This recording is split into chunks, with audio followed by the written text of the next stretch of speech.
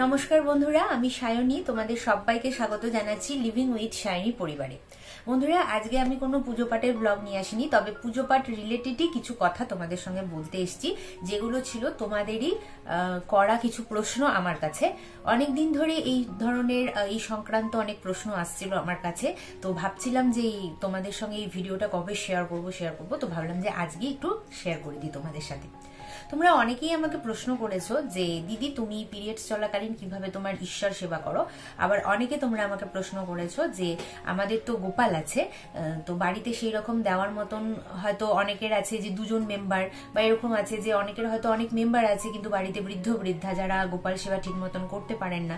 তো তাদের ক্ষেত্রে তারা কিভাবে তোমরা ওই পিরিয়ড চলাকালীন সময়টুকুনে তোমরা নিজেদের গোপালকে সেবা দেবে বা ঈশ্বর সেবা করবে। তো বন্ধুরা, প্রথমেই যেটা তোমাদের সঙ্গে আমি ডিসকাস করব সেটা হচ্ছে পিরিয়ড কিন্তু কোনো অ্যাবনর্মাল জিনিস না। এটা হচ্ছে খুবই নর্মাল একটা জিনিস, যেটা মেয়েদের প্রত্যেক মাসেই একটা নির্দিষ্ট সময় এসে থাকে, এবং এটাকে তোমরা অনেকেই অসুচি মনে করো, অপবিত্র মনে করো, কিন্তু আমি বলবো যে না, এটা কোনো অসুচি বা অপবিত্র নয়, এটা খুবই পবিত্রতার একটা লক্ষণ। কেন কি, মেয়েদের জীবনে এই পিরিয়ডসটা থাকে বলেই কিন্তু আজকে আমি আছি, তোমরা আছো। মানে পিরিয়ডসটা কিন্তু সৃষ্টির ক্ষেত্রে একটা বিশাল বড় গুরুত্বপূর্ণ ভূমিকা পালন করে। তো আমার যেটা মনে হয়, আগেকার দিনের মেয়েরা কিন্তু বাড়িতেই বেশিরভাগ সময়টা থাকতো, আর সেই সময় কিন্তু মেয়েদের রান্নাঘর, পুজো পাঠের কাজ, এগুলোই মেয়েরা বেশি করতো। আর এই সময়টা যেহেতু মেয়েরা একটু দুর্বল থাকে, তো আগেকার দিনের লোকরা তাদেরকে একটু বিশ্রাম দেওয়ার জন্য এই সময়টাতে তাদেরকে ঘরের কাজ বা পুজো পাঠের কাজ করতে বিরত রাখতো। আর সেই সময় বাড়িতে অনেক মেম্বারও থাকতো, তো একজন অসুস্থ থাকলে বা একজন যদি অসুস্থ নয়, এই পিরিয়ডটার মধ্যে দিয়ে যারা যেত, তো তাদের বাড়িতে পুজো পাঠ দেওয়ার বা ঈশ্বর সেবা করার কিন্তু কোনো রকমের প্রবলেম হতো না। কিন্তু এখনকার দিনে সেই জিনিসটা দিন দিন চলতে চলতে আমরা সেটাকে একটা কুসংস্কারে পরিণত করে ফেলেছি। আমাদের মনে হয়, অনেকেরই এটা ধারণা যে এই সময় মেয়েরা অপবিত্র থাকে, অসুচি থাকে, এবং তারা কোনো রকমের শুভ কার্য, তারপরে পুজো পাঠ, রান্নাঘরের কাজ এগুলো করতে পারে না। তো আমি এটা বলবো, এটা সম্পূর্ণই আমাদের মনের ধারণা এবং এটা আমাদের কুসংস্কার।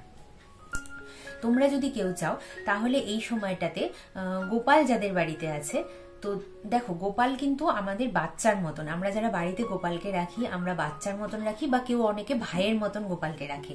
তো সেই সময়টায় কি হয়, অনেকের বাড়িতে এখন যেহেতু ফ্যামিলিগুলো নিউক্লিয়ার হয়ে গেছে, আগেকার দিনে যেমন জয়েন্ট ফ্যামিলি ছিল, অনেক মানুষ একসঙ্গে থাকতো, একজনের অসুবিধা হলে আরেকজন সেই প্রবলেমটা সলভ করে ফেলতে পারতো। কিন্তু এখন বাড়িতে হয়ে গেছে একদম নিউক্লিয়ার ফ্যামিলি, হয়তো হাজব্যান্ড ওয়াইফ, একটা বাচ্চা, বা এরকমও অনেক সময় দেখা যায় যে বৃদ্ধ বাবা মার সাথে হয়তো একজন সন্তানই আছেন এবং সেই সন্তান মেয়ে সন্তান, যেটা বৃদ্ধ বাবা মাদের করা হয়তো সম্ভব হয় না।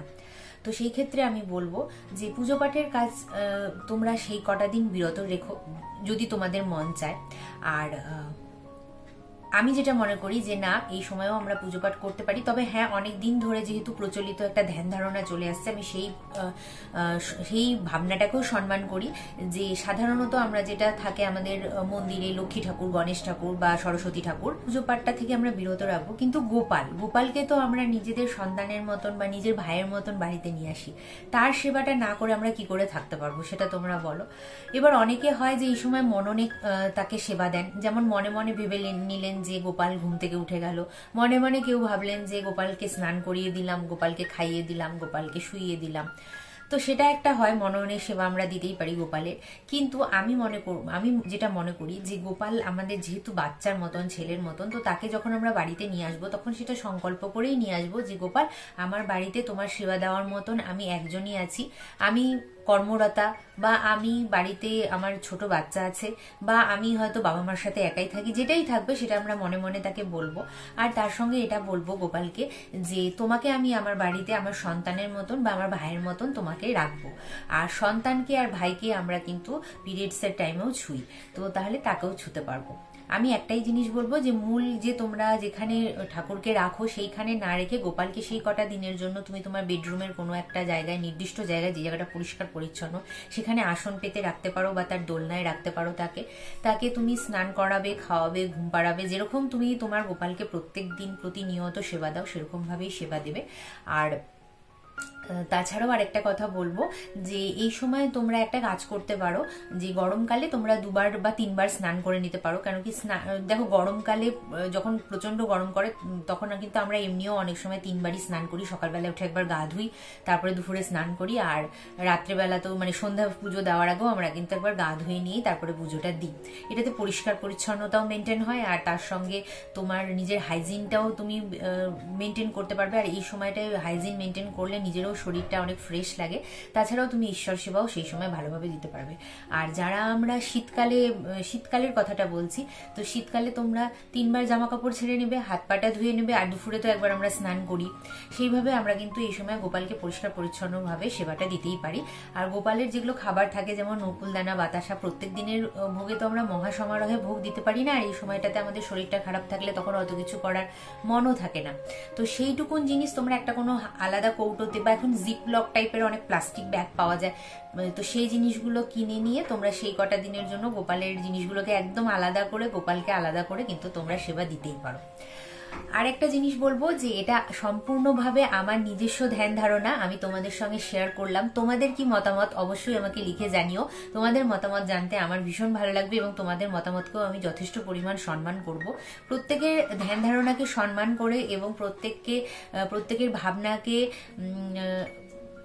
রেসপেক্ট দিয়েই আমি আজকে আমার এই ভিডিওটা বানালাম। আমার মতামতটুকুন আমি তোমাদেরকে জানালাম। তোমাদের কি মতামত সেটাও তোমরা আমাকে জানাতে পারো লিখে। আর ভিডিওটি যদি আজকে ভালো লেগে থাকে তাহলে অবশ্যই ভিডিওটিকে একটু লাইক শেয়ার করে দিও। যে সমস্ত বন্ধুরা আজকে আমার চ্যানেলকে নতুন দেখছো তারাও আমার চ্যানেলটিকে সাবস্ক্রাইব করে আমার পাশে থাকতে পারো, আমার বন্ধু হয়ে যেতে পারো এই ধরনের সুন্দর সুন্দর পূজা পাঠের বিধি, তত্ত্বকথা এবং এই ধরনের ইনফরমেটিভ ভিডিও পাওয়ার জন্য। তো চলো বন্ধুরা, আজকের মতন এখানেই শেষ করছি। দেখা হবে আরো একটি সুন্দর ভিডিওর সঙ্গে। ততক্ষণের জন্য তোমরা সবাই খুব ভালো থেকো, সুস্থ থেকো আর সাবধানে থেকো।